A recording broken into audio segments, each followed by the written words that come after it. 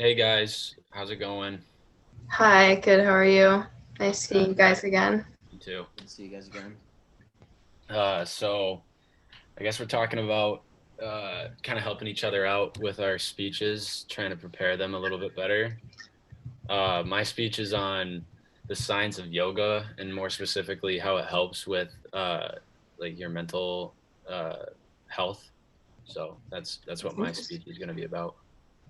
All right, mine's about obesity and sort of about how it's become one of the biggest epidemics in the United States recently. And mine is about why college students should be careful of what they post on social media. Nice.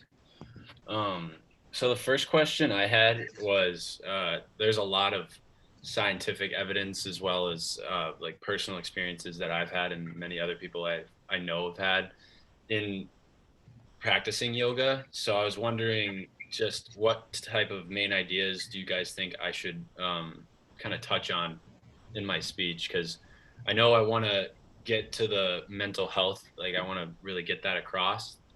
But I want to know what you guys would think would be the best, I guess, get the best way to explain why it helps your mental health. Like if I should use scientific studies on depression, if I should just use how it helps you have better mind and body awareness, creating your own mental space to kind of think for yourself a little bit. I was just wondering what you guys think.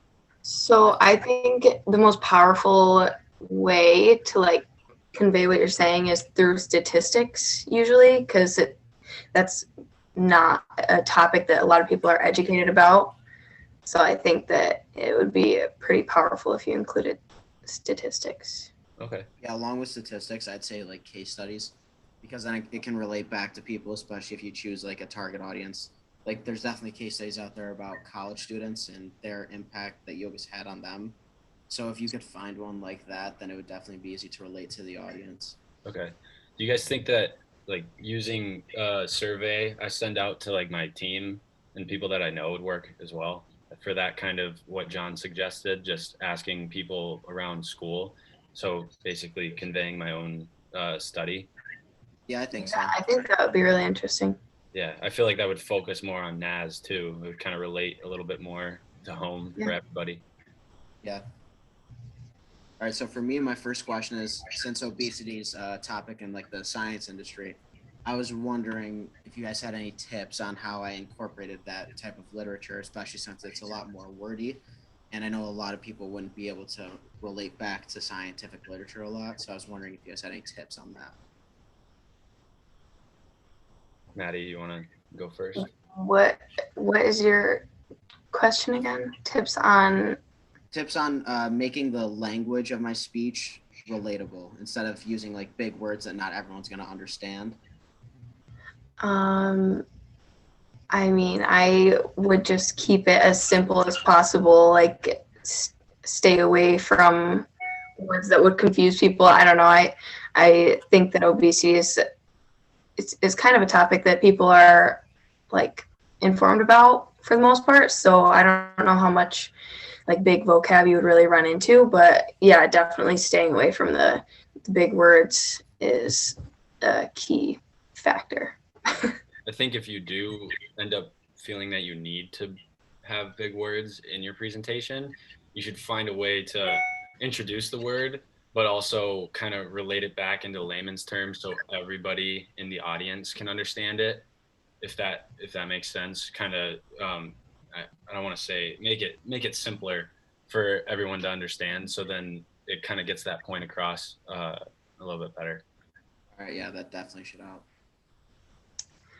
All right, so my first question, I chose the topic about why college students should be careful what they post on social media. And I'm just wondering, kind of to start my speech off with, I don't know, something relatable. So, what is something that you guys think about before posting something on social media? Like, if you have a picture ready to post, what are you thinking? Why would you post that picture? For I me, the basically first thing that goes into my mind is sort of like the positive and negatives from posting that.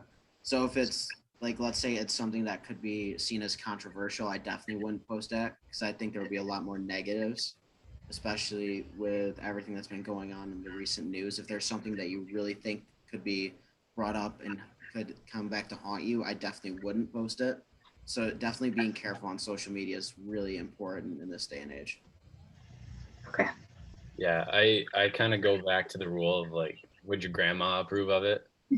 So I always think about that first before I post something, and I'd like to think that my grandma thinks that all my posts are good. So Yeah, yeah, I would try to relate it to something like that. Like if you were gonna bring it up, just to introduce the topic, kind of go through that and maybe tell a story you had personally or that you know of something good or bad coming from social media and posting on it. So maybe that would be a good way to introduce the topic to everyone.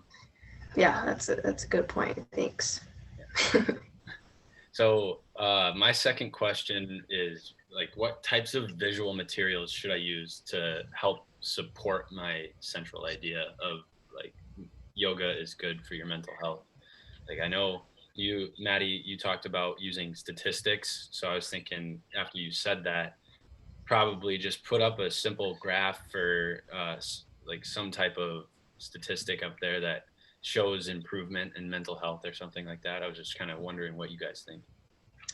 Yeah, that would definitely just make it easy for people to understand. It's right in your face. It's going to be, that's the main like point of your topic and speech. So that's definitely something. And then maybe a picture of somebody doing yoga. Okay, sweet. Yeah, and Yeah. I think especially a lot of people now are visual learners, so kind of that chart will just like if the numbers are big and like staggering, then I think that chart will just help reinforce the idea that like yoga is very good for you. Okay, sweet. Thanks, guys. All right, so my second question also sort of relates on that subject, saying that do you think graphs and charts are probably the best visual support to use, especially when going through like scientific studies and things like that? Yeah, I think it depends. I would say like a pie chart, if that can apply to what you're talking about, is more effective than say like a line graph because it's more visually pleasing to everybody.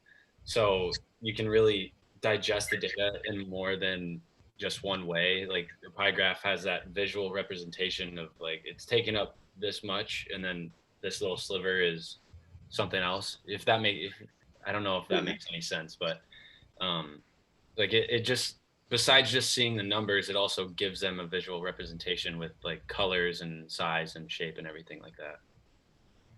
Yeah, I would say the same thing. It's just really easy for people to interpret, and it's just flat out facts that everyone kind of understands. So, yeah. My second question. So after getting the answers from the questions we asked last week regarding analyzing our audience, all three of my candidates are college students. So given that information, with you guys also being college students, do you have any suggestions about something that I should include that would like catch your attention? Like, you know what I mean? I don't know about posting on social media and being cautious. Like obviously having statistics, but what would scare people, I guess, from posting things? Like what are you afraid would happen? Probably the biggest thing people would be afraid of would be like a lawsuit. Like especially if you post something without someone else's consent, that could be seen as like an invasion of privacy and things like that.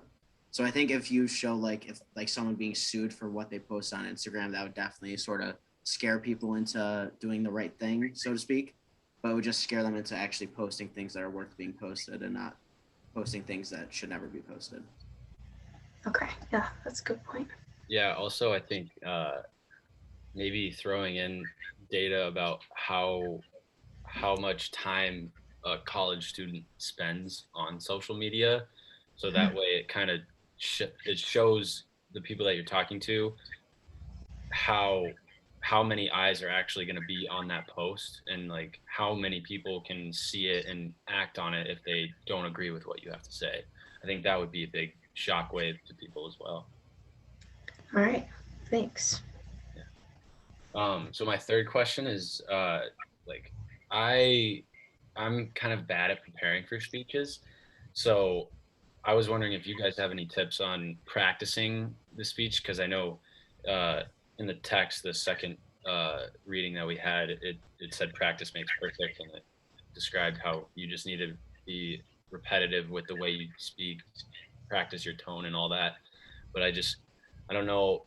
It's hard for me to just practice a speech without somebody in front of me. So I was wondering if you guys have any types of tips for that. Well, if you have like close friends, especially since your audience is going to be like all college students. So if you have friends that are at like that you're roommates with or on campus with, especially being safe with COVID and everything, just practice on them and then have maybe one of them record you so you can go back and sort of analyze like if you have any like ticks that you do, like move your feet or walk when you talk or just being Mhm. monotone. Then I think if you go back and analyze that data, it would be a good tip for you.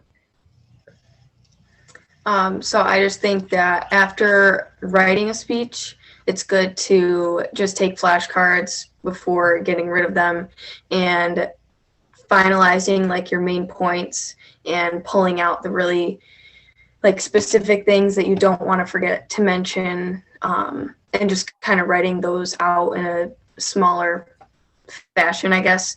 That usually helps me just remember everything that I'm trying to talk about and stay on track. Sweet.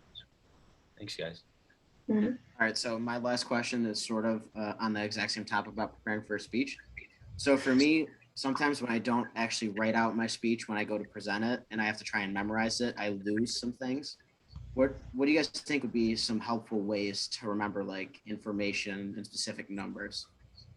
I think one thing that really helps me with like sports is writing sticky notes around where I use things daily, where I can see them and just positive affirmation.